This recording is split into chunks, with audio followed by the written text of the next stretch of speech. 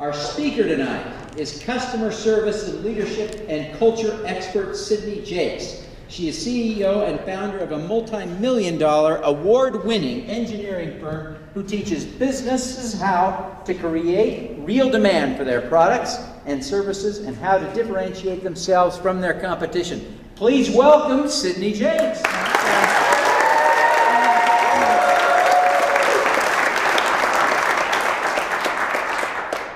20 years ago, I chose to leave a very stable job with incredible benefits to go out on my own and start my own business.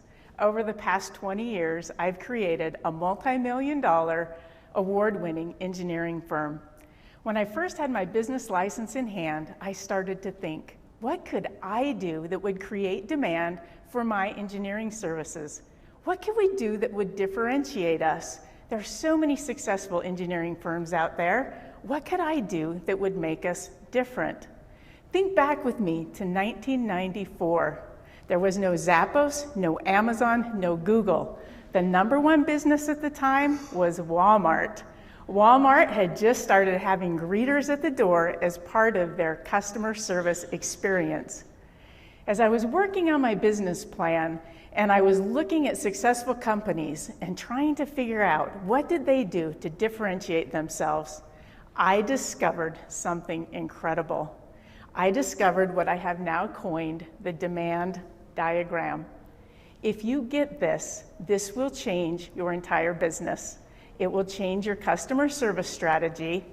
I'm really 100% certain if you understand and implement this, it can change your company culture and improve your bottom line. The diagram is actually quite simple. On one axis, we have customer satisfaction. On the other axis, we have the quality of the product or service that you provide. This is what I call the experience. So this is what you deliver to your customers. So just like we learned in business school, as you increase the quality, the customer satisfaction will increase also. That's what you would imagine, right? Well, what they don't teach you in business school is what happens after that. There comes a point where we hit what I call the diminishing returns.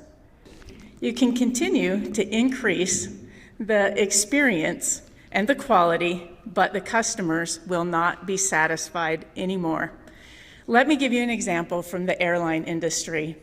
If my airline promises me that they will get me there within 5 minutes of my scheduled time, I'm a happy and satisfied customer. But if they work really, really hard on the quality and they get that to within 1 minute, am I more satisfied? No, I'm going to be waiting for my bags anyway. What the airlines have figured out is they have to do something different. They have to do something that will really make them, set them apart and make the customer even more satisfied. This is what I call the upper arrow. When it comes to the airlines, I'm all about frequent flyer programs. I learned on Southwest Airlines, you can earn a permanent companion pass. That means every time I fly now, somebody can fly with me for free every time. That's something they offer. This is the upper arrow. It sets them apart. It makes me an extremely satisfied customer, and I am loyal to their business for life. So back to me and my business plan. I'm sitting there thinking, I have a few years' experience as an engineer. I have a decent reputation, but there's so many people that have more experience than me, definitely have better connections than I do. And I'm thinking, what can I do that will differentiate me and make me different? As I thought about that, I started to think about this upper arrow. This upper arrow is what jumps ahead of those diminishing returns. It jumps above, and it creates an exponential increase in customer satisfaction. The upper arrow is what sets you apart. It's unique. Nobody else does that. And I started to think on some life experiences that I had had. When I was a young engineer, I worked for the Forest Service. I had the opportunity to go to some training at the 3M company to become a total quality management facilitator. I had a 5-day training in Minneapolis at an Embassy Suites hotel. While I was there, the customer service was fantastic, but the highlight of every day was at the end, at about 3 o'clock in the afternoon, a nice gentleman would come in the back of the room and bring fresh baked chocolate chip cookies. They were so good. But on Friday, the last day of the conference, we looked around at 3 o'clock, and do you know what happened? There was no chocolate chip cookies. We couldn't believe that they would do that to us. But I remember thinking to myself, every meeting really is better with chocolate chip cookies. So years later, I'm working on my business plan, and I'm trying to think, what is my upper arrow?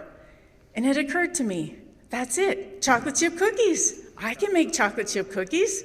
How many other engineers do you know that will get up early every morning and make chocolate chip cookies for their clients so they're fresh every day? That's right. This set me apart.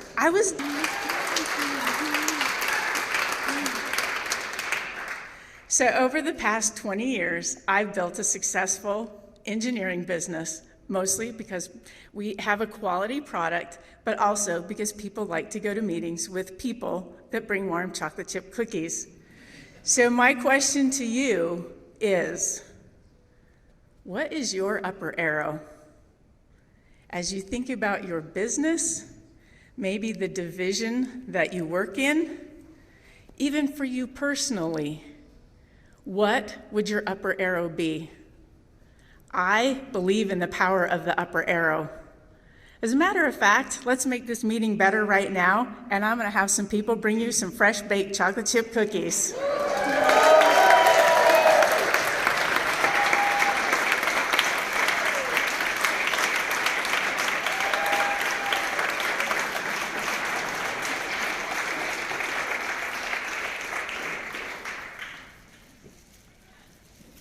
Sydney, I've had your chocolate chip cookies, and I can just say this. I'm really, really happy you came today. Oh, Thank you very, very much. Thank you. Please, another round for Sydney.